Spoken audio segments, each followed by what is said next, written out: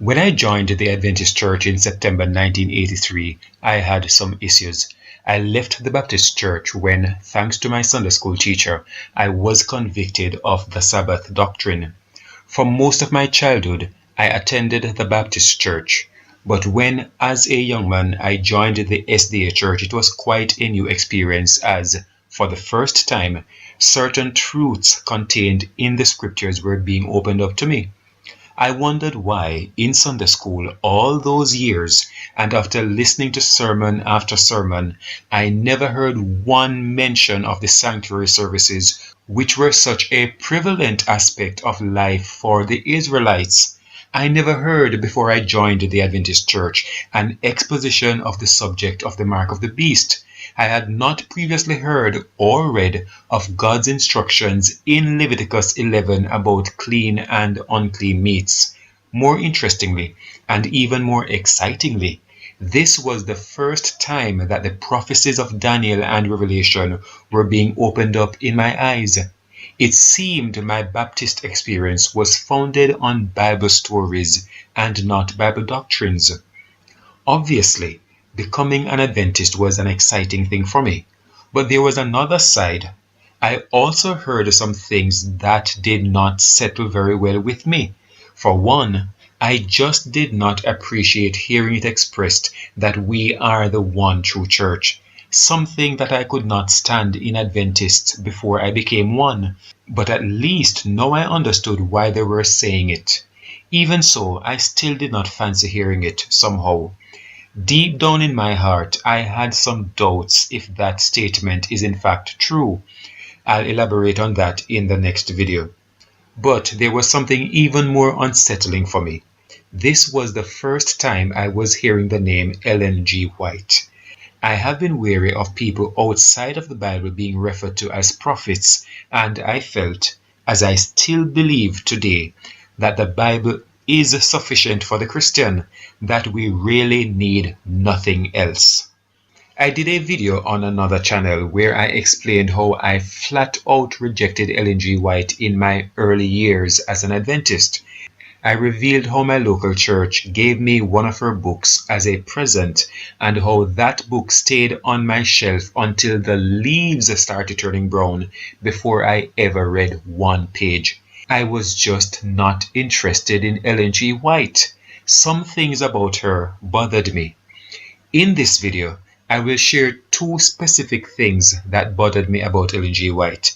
Two things that now make me more confident than ever in the Adventist message, and I will tell you why. At the time I got baptized, a close friend of mine was baptized too. We were very enthusiastic about the truths we were learning and would boldly debate persons from other churches. One day we engaged a Pentecostal friend, and my Adventist friend said something I hoped he would not have said, that a national Sunday law is coming. Of course, he got that from reading Ellen G. White books. I had a crisis of conscience of sort. I could not help or support him because deep down in my heart I had some serious doubts about this.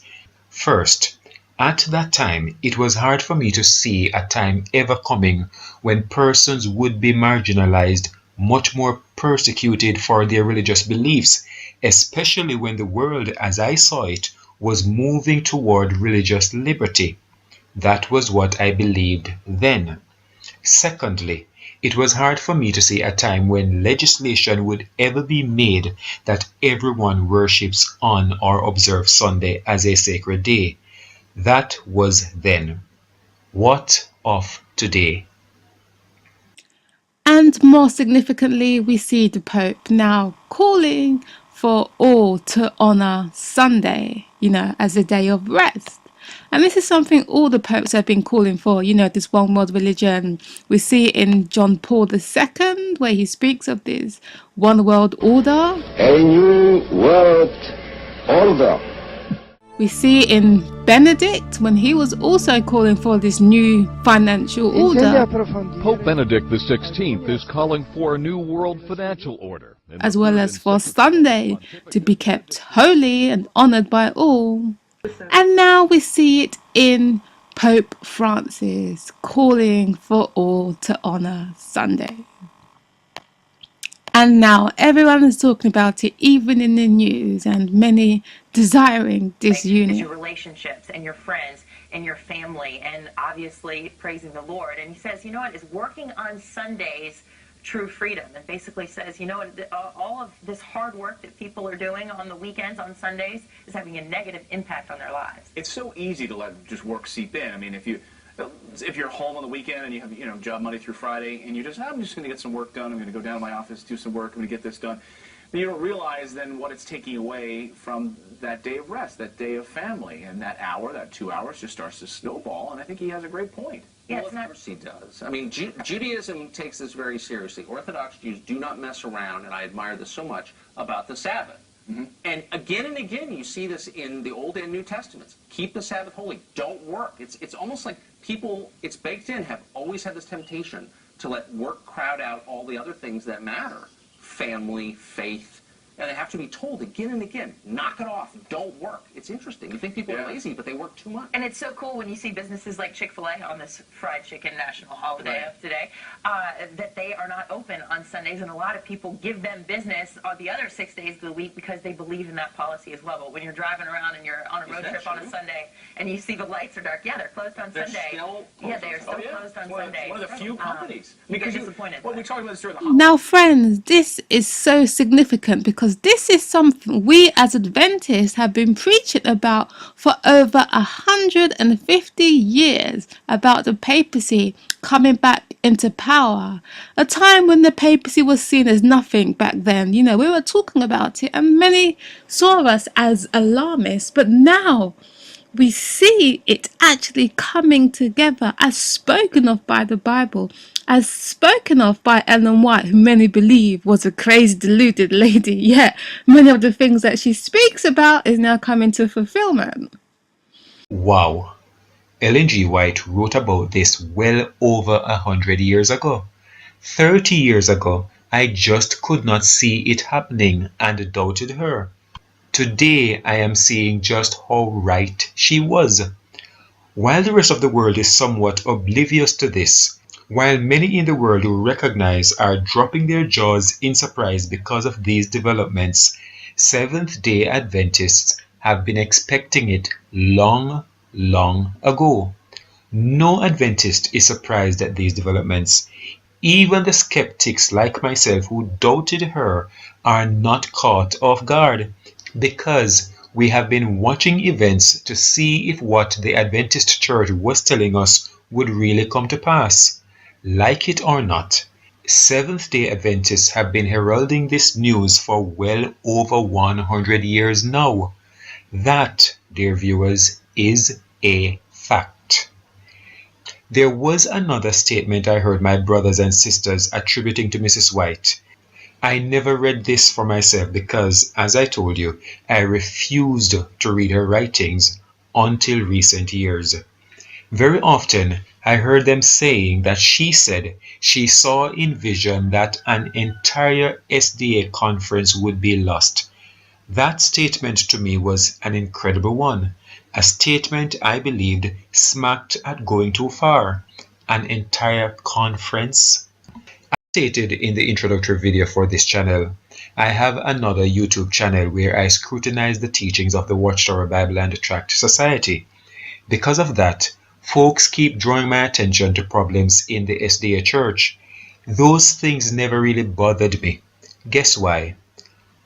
Now that I have accepted Mrs. White as an inspired writer, she had spoken repeatedly about all sorts of abominable things coming into the SDA Church in the last days. She basically describes an apostatizing church in these days. I therefore saw those things as merely the fulfillment of prophecy on the church. Apart from serving the unintentional purpose of demonstrating how right Ellen G. White had been all along, they also served to strengthen my confidence that the SDA Church is indeed a part of God's remnant church. But when my attention was drawn to one very disturbing bit of information, I was given a wake-up call of a different order. This one made me ponder very seriously if I wished to remain a member of this church. Here is a clip of the video that was brought to my attention. But now we have not just a church. No, not just a church. We have a whole conference, the Netherlands Union Conference, that's made a stance to welcome in every homosexual and make them full members. This position they've taken is brazen and shocking. They quote them word for word. Although we acknowledge the biblical ideal of a monogamous heterosexual relationship, we continue to emphasize that is an ideal. The basis of Christianity is that all people fall short of God's ideal. This is why we require God's grace in Christ's sacrifice. First, their theology here is so garbled up, but I'll get to that later. Anyway, they continue.